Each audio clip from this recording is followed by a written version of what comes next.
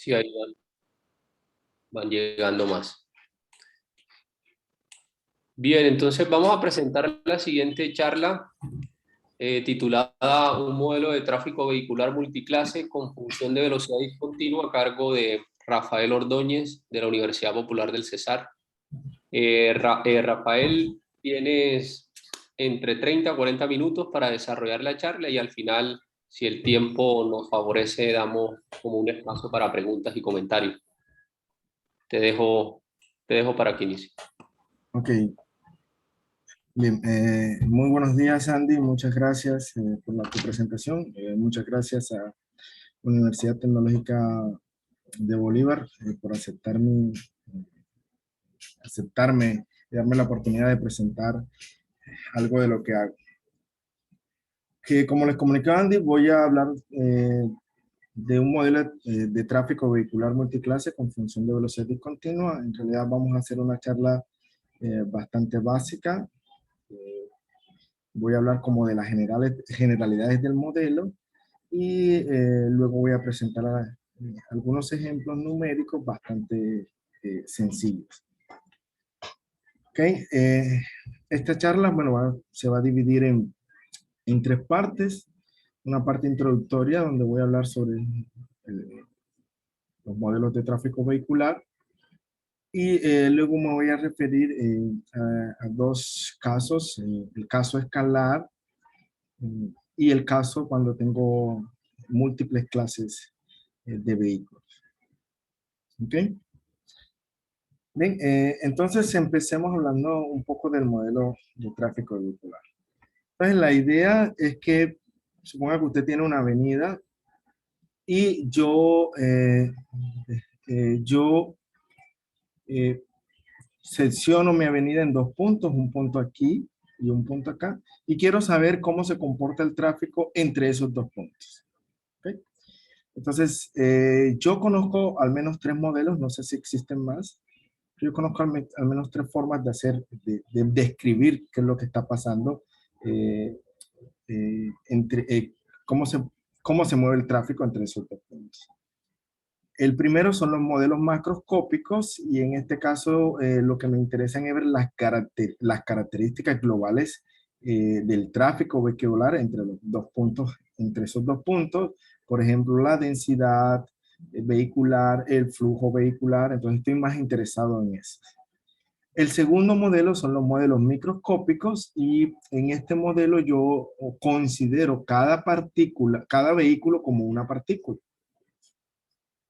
Y el tercer modelo que se llama modelos mesoscópicos, o también se pueden llamar modelos cinéticos, es que usted considera o define una función de probabilidad que determina o que tiene un vehículo a cierta velocidad, o sea, cuál es la probabilidad de que un vehículo con determinada velocidad se encuentre en tal punto de su avenida. Entonces, esos son los diferentes tres modelos que hay. Yo me voy a concentrar, o los que yo hablo son modelos macroscópicos. Es decir, a mí me va a interesar estudiar cómo es la densidad vehicular entre dos puntos, entre los dos puntos que voy a tomar y el flujo vehicular.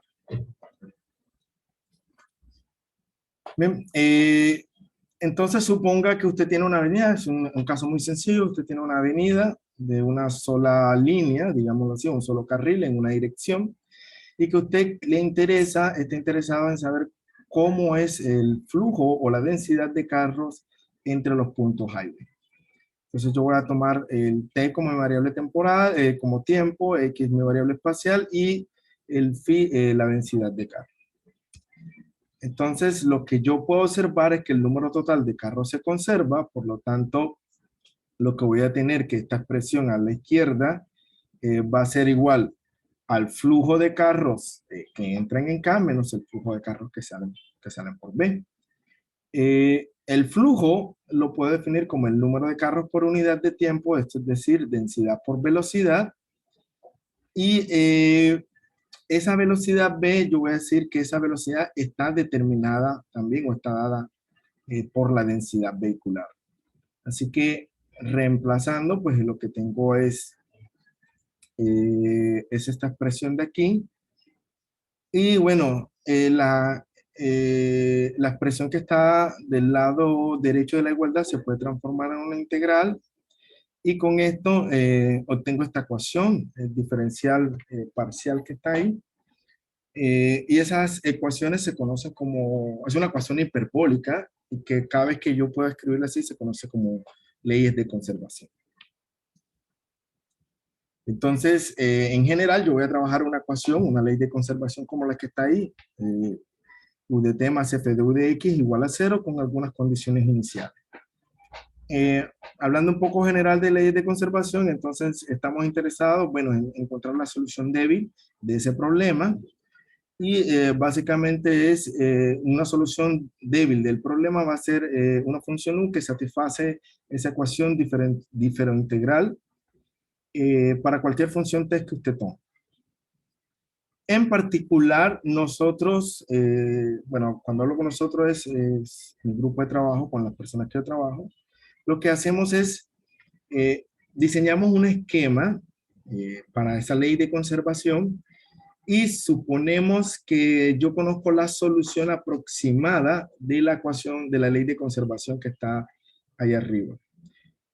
Lo que pruebo es que, bueno, esa solución aproximada converge a un punto U, y por lo tanto, con ciertas regularidades del flujo f o de la función f de un va a converger a f de u, y entonces uno prueba que cuando en el límite de esas soluciones aproximadas que encuentro por medio de mi esquema es efectivamente solución débil del problema. Entonces esa es la manera que vamos a trabajar. Bien. Entonces, ahora lo que sigue es que, bueno, ya sé lo que es una ley de conservación, ahora, ¿qué es eso de ley de conservación con flujo discontinuo? Entonces, cuando uno trabaja con leyes de conservación, existen dos tipos de discontinuidades. Uno puede ser que la ley de conservación sea discontinua en espacio y puede que sea discontinua sobre la variable que usted de interés. En este caso, para nosotros es U. Obviamente esto requiere algunas dificultades extras porque se puede entender como U depende del espacio y del tiempo. Uno puede entender que estas son leyes de conservaciones con flujo discontinuo en espacio y tiempo. Entonces aquí hay que tener algunas consideraciones. La ley de conservación que nosotros vamos a considerar es esa que está ahí. Y puedo decir, puedo mencionar que los autores que ven abajo, Gibbs, Carrillo, Díaz y Figueira, Martín y Bubel, Vince y Towers, perdón, han trabajado sobre leyes de conservación con flujo discontinuo. Hay otros autores en la literatura que han trabajado sobre leyes de conservación con flujo discontinuo. Menciono esto porque ellos de alguna manera están relacionados con los modelos de tráfico vehicular también, que es lo que vamos a hablar acá. Bien, entonces, bueno, ahora la pregunta es, ¿por qué un modelo de tráfico vehicular necesitaría yo definirlo como una ley de conservación con flujo discontinuo? Pues para eso, pensemos en lo siguiente. Lo que estoy viendo ahí es una avenida donde tengo un flujo de vehículos, unos vehículos amarillos que van a cierta velocidad y unos vehículos blancos que van a cierta velocidad, y de pronto viene un vehículo rojo con mayor velocidad que los demás vehículos y va pasando siempre y cuando en la avenida se permita el pase, va pasando de un lado a otro y llega al punto en que debido al tráfico en este punto ya no se, en ese punto no se permite el paso, o sea, él no puede adelantarle a ningún vehículo.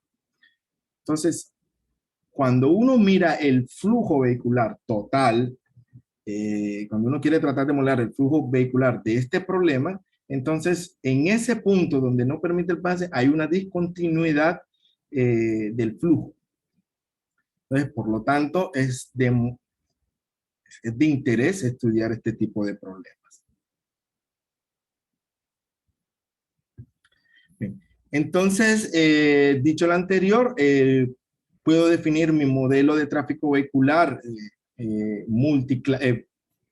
multiclase. En este caso voy a definirlo multiclase, quiere decir que cada i, desde 1 hasta n, la i desde 1 hasta n representa una clase de vehículos, es decir, pueden ser varios vehículos que tienen una misma, que van a una misma velocidad o que tienen la misma velocidad promedio. Cada clase obviamente va a tener su función de velocidad v sub i de phi, y el phi este que está aquí en rojo, bueno, va a ser la densidad total de vehículos, es la suma de todas las clases. Bueno, este modelo también está basado en un diagrama fundamental que fue tomado en el paper de Kernel en el 2004, y donde él efectivamente hizo un experimento y miró cómo se comportaba el flujo vehicular entre ciertos puntos. Y entonces él pudo ver que cuando yo grafico, aquí para el ρ es la densidad, cuando yo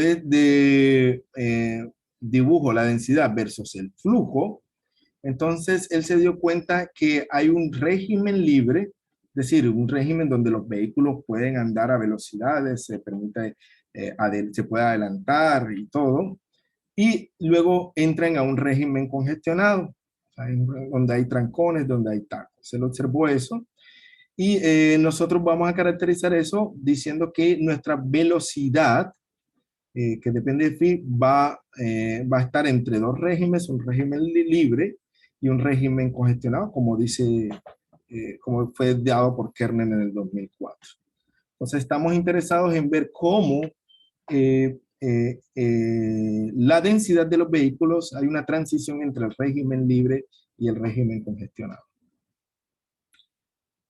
Bien, bueno, unas consideraciones además para probar la existencia, al menos de la solución débil del problema, es considerar las velocidades del régimen libre y del régimen congestionado de clase C1, que esas velocidades sean decrecientes, obviamente, para que esté bien, para que al menos, repito, probar la existencia, y el alfa de b, como esto es una función de velocidad que es discontinua, voy a tomarlo como el salto entre las dos velocidades de sub f, la velocidad en el régimen libre y la velocidad en el régimen congestionado.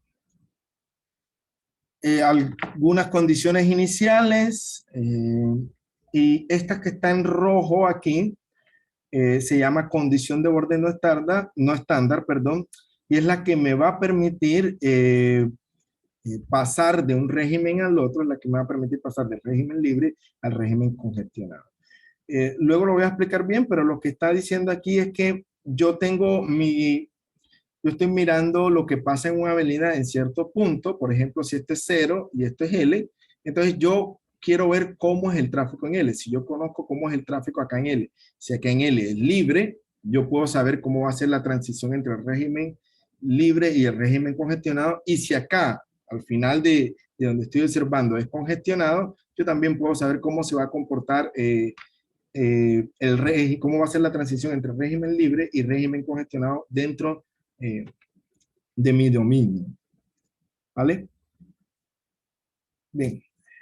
Entonces, vamos a mirar el caso escalar, es decir, cuando solo tengo una clase de vehículos, el problema se me convierte en una ley de conservación escalar con esas condiciones iniciales, y tengo mi condición de borde no estándar.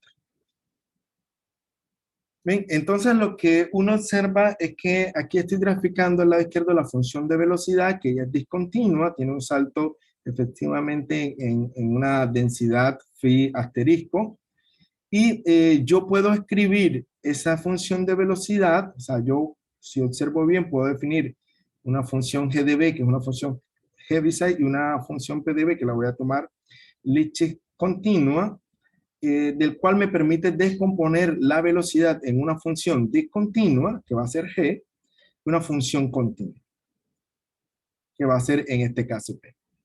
Entonces lo que estoy diciendo es que, repito, B se puede escribir como descomposición de una función continua P y una función discontinua G. Eso me permite que mi ley de conservación escalar, yo la puedo descomponer en dos, una ley de conservación con flujo discontinuo y una ley de conservación con flujo continuo, que de eso hay mucho material en la literatura y uno puede probar fácilmente, dadas ciertas condiciones del flujo, que esta ley de conservación posee,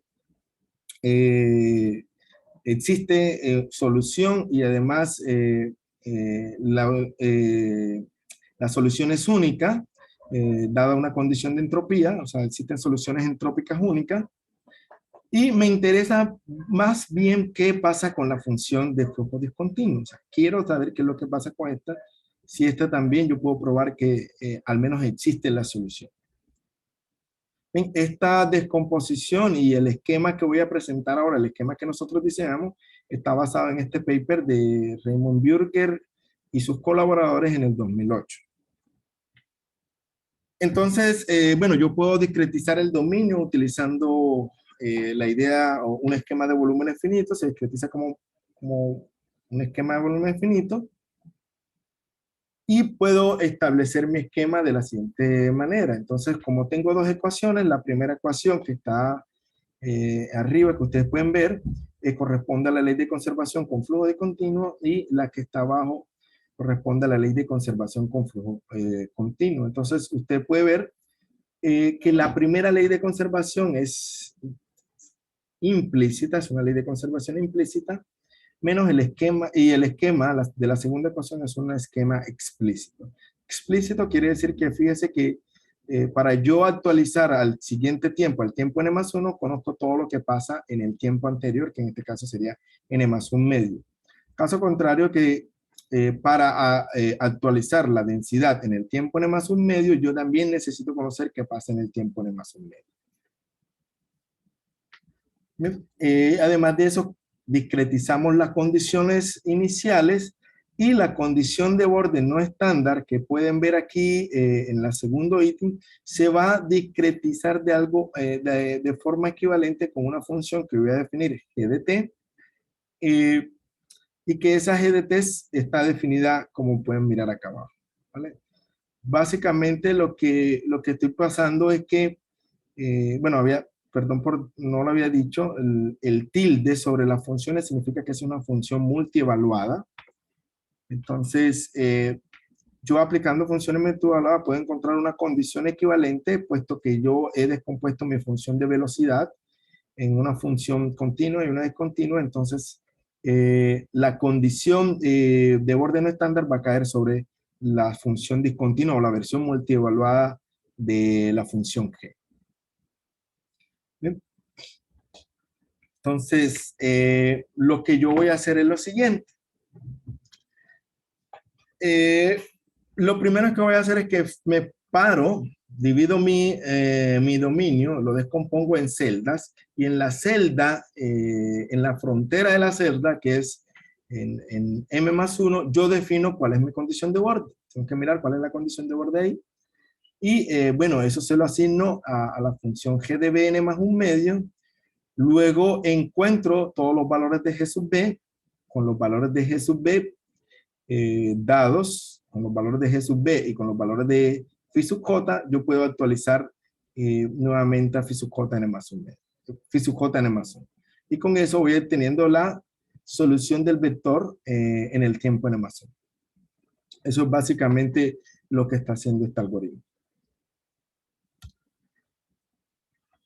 Ok, entonces, dicho lo anterior, vamos a utilizar este algoritmo para probar nuestro resultado principal, y es que la función phi sub delta, donde phi sub delta son las aproximaciones que obtiene usted luego de correr su algoritmo, convergen en L1 a lo largo de una subsucesión, alguna función phi en el espacio que está mostrando.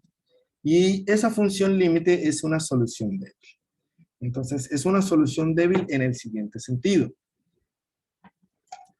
Entonces, fíjese que phi va a ser solución débil si yo puedo encontrar una función q que esté en el infinito de omega t, tal que q pertenece a la versión multievaluada del flujo, y para cualquier función t que usted tome, se satisface esta ecuación íntegro diferencial aquí. Entonces, Para probar nuestro teorema, ¿qué vamos a hacer? Bueno, lo primero que vamos a hacer es, primero, probar que las aproximaciones phi sub delta convergen. Y luego, para probar que es solución débil, bueno, voy a mostrar que existe una función Q que satisface esa ecuación que está ahí. Bien, entonces, digamos que el sketch de la prueba es, defino las aproximaciones phi delta como están ahí, donde los chi sub j y chi sub n son las funciones características, Y bueno, lo primero que me doy es una condición de CFL. Obviamente, si estoy trabajando con esquemas explícitos, necesito una condición CFL, que va a ser la primera. Y una condición aquí para el esquema con un flujo discontinuo. Y si mi esquema o si mis aproximaciones satisfacen esas condiciones que están ahí, yo puedo demostrar algunas estimaciones de tipo L infinito. Y además puedo demostrar algunas estimaciones de tipo TBD que me van a dar continuidad en el espacio. Y finalmente puedo además también demostrar algunas estimaciones de continuidad en tiempo. Entonces tengo continuidad en tiempo, tengo continuidad en espacio, aplico algún argumento, perdón, tipo Kolmogorov, y efectivamente puedo demostrar que las phi sub delta convergen a phi a una función phi. Bien, ahora en lo que sigue, quiero probar que esa función phi es efectivamente una solución débil de mi problema. Entonces, para ver qué es solución débil, yo defino unas aproximaciones h delta, que fíjense que h básicamente es el flujo de la ecuación, es phi sub j por g de b, perdón, y aplico la misma idea, muestro alguna estimación que me da la continuidad en espacio y tiempo, y aplico nuevamente argumento tipo Kolmogorov y pruebo que las aproximaciones h delta convergen a algún tipo de W, donde W pertenece a una versión multivalorada de una función Q que simplemente es phi por G. Entonces, dicho lo anterior, ahora yo puedo definir mi función Q, puedo encontrar mi función Q que simplemente va a ser phi por P de B más Q, y eso me va a dar igual a la función F, y por lo tanto, pasando el límite, yo puedo probar que efectivamente la solución phi es una solución débil de mi problema. Bien, algunos ejemplos numéricos sencillos que vamos a constatar aquí. Yo tomo estas condiciones, la función de velocidad como la ven aquí, el delta de x y el delta t de esta forma. Y lo primero que voy a ver es qué pasa cuando tengo mayor densidad de vehículos a la izquierda y menor densidad de vehículos a la derecha.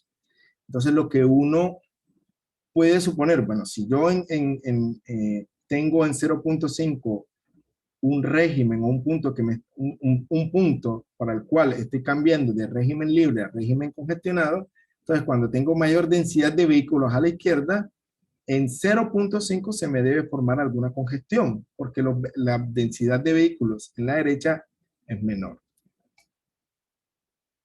Entonces uno puede ver que como la densidad de vehículos es menor, obviamente se me está formando una congestión en 0.5. Los vehículos se están moviendo lentamente hacia la derecha, pero cada vez voy obteniendo más vehículos que están llegando aquí a 0.5, donde estoy tomando mi congestión, donde tengo el punto de densidad crítica, y por lo tanto ahí se me está formando una congestión. ¿Okay? Bien, ahora voy a considerar el caso contrario. ¿Qué pasa cuando tengo mayor densidad de vehículos a la derecha y menor densidad de vehículos a la izquierda? Entonces, bueno, lo que puede ver es que si tengo mayor cantidad de vehículos a la izquierda, se está formando un tremendo taco, tanto en ese punto donde en 0.9, tanto en 0.5, donde tengo mi densidad crítica, phi asterisco. Así que uno puede ver que se están formando dos puntos donde hay congestión o donde hay trancones en mi avenida.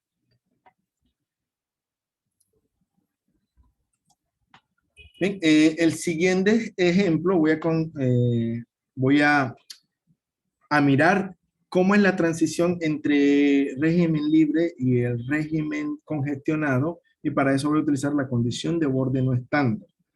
Entonces, lo primero que voy a hacer, lo que voy a ver es que en el punto L, donde estoy mirando mi avenida, voy a suponer que después de ese L, o sea, después de aquí, el régimen es libre. O sea, no hay congestión de vehículos, los vehículos pueden circular normalmente. Entonces, si miro eso, lo que yo observo es que no se presenta ninguna congestión. Los vehículos se van moviendo hacia la derecha de la avenida normalmente, sin ningún problema.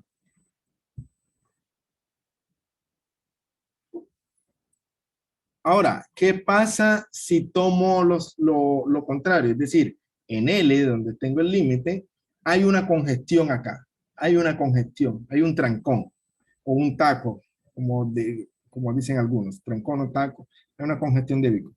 Entonces, lo que pasa es que, bueno, no hay circulación de vehículos. Se me genera otro trancón.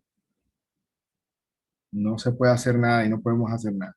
Entonces uno puede ver ahí claramente con los ejemplos se evidencian la diferencia entre los regímenes, entre la transición entre los regímenes libres y congestionados.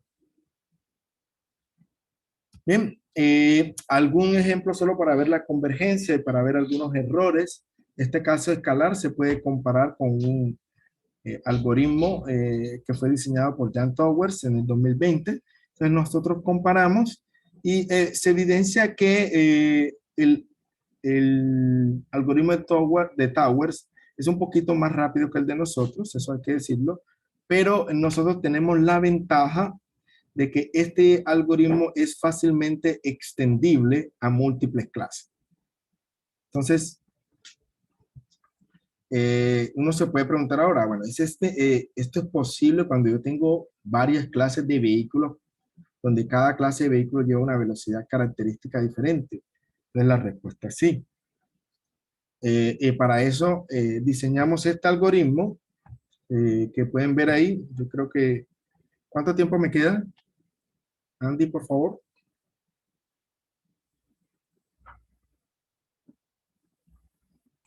Rafael, 10 minutos. Ok, perfecto. Entonces la idea es exactamente la misma. Yo descompongo mi función de velocidad en una función discontinua y una función continua. Obtengo los dos esquemas que usted puede ver ahí. La diferencia acá es que usted en rojo, yo tengo la densidad total de vehículos y acá en azul yo tengo la densidad de cada clase. Entonces no puedo resolverlo, el algoritmo va a cambiar un poco por esta ligera diferencia que existe en este esquema. Entonces, de igual manera, uno discretiza las condiciones iniciales, discretiza las condiciones de borde no estándar, y en este caso, las condiciones de borde no estándar, acá el phi que aparece acá de este lado, phi asterisco que aparece es con relación a la densidad total. ¿Sí? Es decir, a la suma de las densidades. Entonces, el algoritmo para el caso multiclases, este que presento aquí, está basado en el anterior con algunas diferencias ligeras. Y bueno, lo que probamos aquí es que bajo ciertas condiciones CFL, nosotros tenemos un lema de invarianza, es decir, que si su condición inicial la toma en cierto espacio D, entonces la solución en el tiempo n más un medio en el tiempo n también va a caer en el espacio D. Esto es equivalente a obtener algunas estimaciones de tipo L infinito. Y bueno, no pudimos probar para esto la convergencia, puesto que todavía está en estudio. Los cálculos son un poco complejos y largos. Entonces, todavía estamos viendo la forma de probar la convergencia para este tipo de esquemas. Sabemos que numéricamente se comporta muy bien, pero no hemos podido probar más de allá. Entonces, de igual manera voy a dar unos ejemplos numéricos. El delta X y el delta T están escogidos de manera que se satisfacen las condiciones CFL, estas que están ahí. Y bien, lo primero que voy a hacer es que mi esquema preserva la región invariante. Es decir, si yo tomo condiciones iniciales tal que la suma total sea 1, al menos del lado derecho, si usted se fija 0.4 más 0.5 más 0.1 me da 1, entonces yo puedo ver que las soluciones permanecen ahí, no van a ni a subir, no van a subir después de 1. Entonces eso lo podemos ver en el siguiente video. Ahora, note también que la suma de densidades totales, si uno mira la densidad total, que es la que está en morado, uno puede ver que hay mayor densidad de vehículos a la derecha y menor densidad de vehículos a la izquierda. Por lo tanto, como pasaba en el caso escalar, se me van voy a tener dos puntos donde tengo congestión, en 1 y en 0.5. Entonces, claramente se ve que mi algoritmo, que mi esquema preserva la región invariante siempre y cuando se satisfacen las condiciones CFL.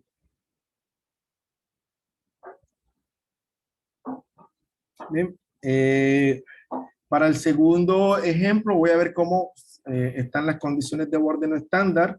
Tengo una densidad total que está dibujada aquí en negro y tengo tres clases, FISUB 1, FISUB 2 y FISUB 3. Y primero quiero ver el régimen libre. Entonces, de igual forma, lo que vemos es que si en el borde, después del borde, no hay congestión de vehículos, entonces lo que va a pasar es que los vehículos se van a mover libremente hacia la derecha. Se presenta una pequeña congestión aquí en 0.45, bueno, pues porque es que hay vehículos que tienen diferentes velocidades y entonces si hay un vehículo que viene por detrás con una mayor velocidad que uno que está por delante, entonces se va a presentar una pequeña congestión. Por lo tanto, eso es lo que usted puede ver, que se está formando aquí cuando se forma la curva, aquí en 0.45. Bueno, no sé si, sí, Gustavo.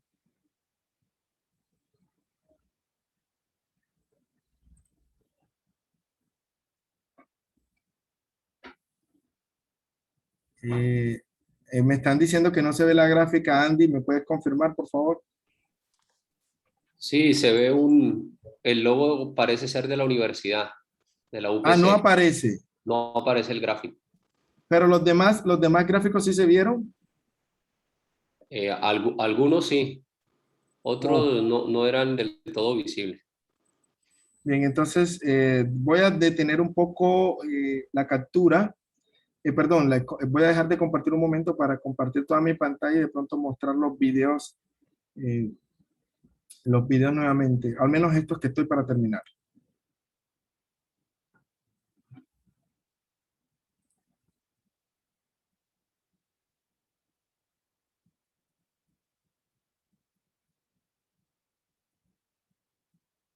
Bien, ¿me confirman ahora si se ven los videos? Correcto, ahora sí se ve la simulación. ¿Sí se ve la simulación? Sí, así es. Bien, entonces, bueno, decía que este ejemplo lo que voy a considerar es mirar cómo es el régimen libre. Entonces tengo tres densidades, tres clases de vehículos diferentes, cada una con velocidades diferentes. Entonces lo que puedo ver es que efectivamente, como no hay congestión en el borde, los vehículos se van moviendo hacia la derecha, es decir, van saliendo del punto B, y hay una pequeña deformación aquí en 0.45. Eso lo que implica que se está formando una pequeña congestión, pero es muy pequeña, puesto que hay vehículos a diferentes velocidades y entonces en ese caso lo que está pasando es que hay un vehículo que viene por detrás de otro con una velocidad mayor al que está del frente, por lo tanto ese vehículo toca frenarse y ahí se presenta una pequeña congestión. Eso es lo que está significando lo que usted puede ver ahí. Bien. Y voy a comparar eso de régimen La condición de orden no estándar, ahora voy a ver qué pasa cuando hay congestión del lado derecho. Entonces, fíjese que cuando hay congestión del lado derecho, la gráfica se está moviendo hacia atrás, o el choque se está moviendo hacia atrás, y se presenta una congestión. Fíjese aquí, hay una variación, hay como una pequeña colina que se forma aquí de la congestión, y eso está pasando porque acá adelante hay una congestión de vehículos, entonces los vehículos van llegando tanto que superan el umbral de la densidad y por lo tanto se presentan esas colinas que están ahí.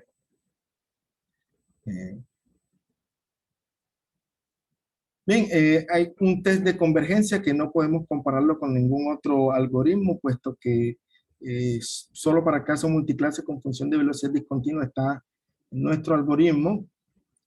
Podemos ver que a medida que el tamaño de la discretización avanza, la solución converge, el error de aproximación converge como era de esperarse a cero. Y con eso, bueno, quiero primero disculparme, no había visto en el chat sobre los videos. Y bueno, si tienen alguna pregunta, si hay algún video que quieran ver, por favor me dicen y lo coloco nuevamente. Muchas gracias por su atención.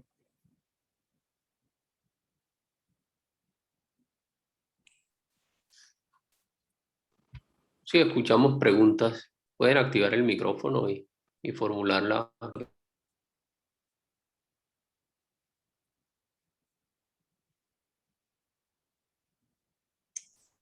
Rafa, cuando hace la descomposición, buenos días, Sí, cuando hace la descomposición y pues considera el flujo continuo y el flujo discontinuo, utilizas una función Lipschitz, tú lo mencionaste, ¿cierto? sí, Y ahí trabajas como, ahí veo que tomas dos derivadas, una derivada como espacial y una derivada de tiempo. sí, sí. O sea, ese es Lipschitz con respecto a X, ¿cierto? No. El flujo, fíjate que el flujo, cuando tú haces la descomposición, acá, perdón, aquí. Tú haces la descomposición, la función es P, que es la Lichi que estamos llamando, es una Ok, función que depende de la densidad, no ok, depende. Y la densidad, a su vez, depende de X y del tiempo. Es decir, entonces, ok. estoy diciendo que es Lichi continuidad en correlación a espacio y tiempo. Tiene que ser Lichi continuidad. Pero, o sea, eso es lo que menos le puedes pedir. De ahí en adelante funciona. O sea, si la función P es Lichi continua en espacio y tiempo, tú puedes probar, o sea, eso hay un montón de libros, hay un montón de literatura sobre leyes de conservación, se puede probar que el esquema siempre converge, cualquier esquema que tú coloques ahí converge y converge a la solución débil y más aún puedes probar soluciones entrópicas. Porque, bueno, cuando yo me refiero a soluciones entrópicas es que las leyes de conservación, en especial las ecuaciones hiperbólicas, están mal puestas, es decir, no tienen soluciones únicas. Entonces uno tiene que dar una condición de entropía que tiene que ver un poco con la entropía física o por ahí viene, eh, con la condición esta de entropía física. Y uno tiene que dar ciertas condiciones para que efectivamente bajo esa condición yo pueda mostrar la unicidad de la solución. A eso me refiero.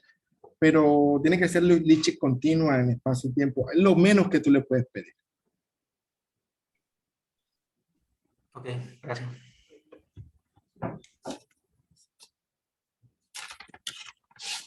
¿Alguna otra pregunta? O que Jorge tenía levantada la mano. No sé si... Sí, tengo una pregunta. Pues primero que todo, pues muy buena la presentación. Tengo una pregunta acerca de el orden de consistencia de los métodos. ¿Qué orden son? Cuando tú me hablas de orden de consistencia o orden de convergencia.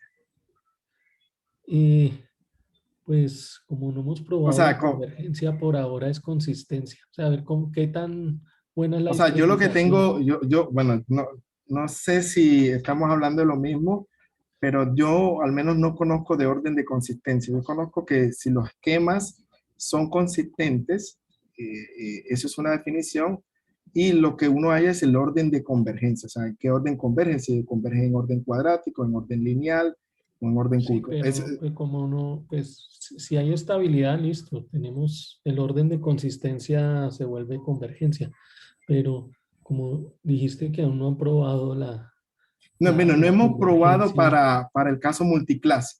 Ajá. O sea, para el caso escalar, o sea, esto está resumido aquí, pero, o sea, para el caso escalar, cuando tenemos una clase, básicamente una prueba de esta se llevó casi 6 7 páginas para hacer la prueba, todo eso que está ahí Ujú. para el caso escalar. Entonces, para el caso donde es multiclase, hay un problema porque estamos considerando, nosotros aquí consideramos el mismo salto para todas las funciones. Entonces se nos presenta, cuando vamos a hacer las estimaciones, no hemos podido mirar cómo, o sea, se nos presenta un caso, un problema cuando vamos a hacer estimaciones de continuidad en espacio.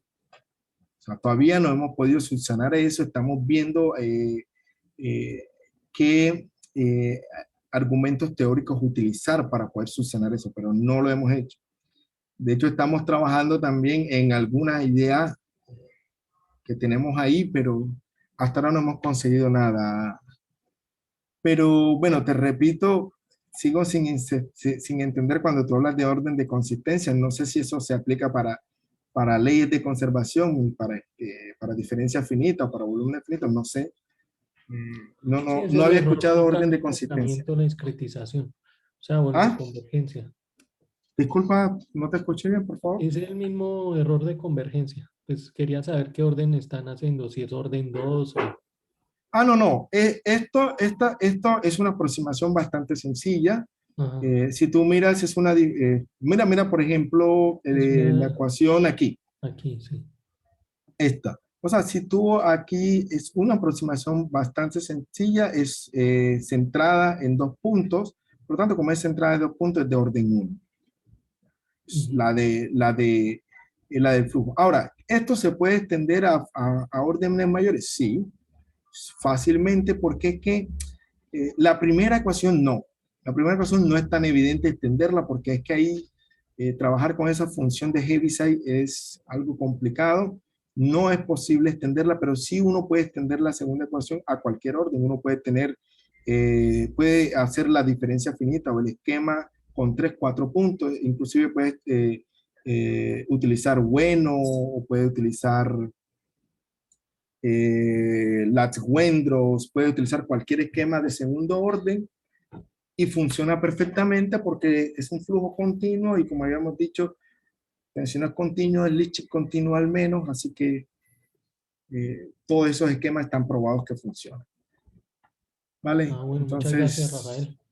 sin ningún problema. Bueno, muchas gracias, Rafael. Creo que ya el tiempo no nos da para Ok. otra más Bueno, pregunta. agradezco a todos su presencia y que tengan muy buenos días. Gracias.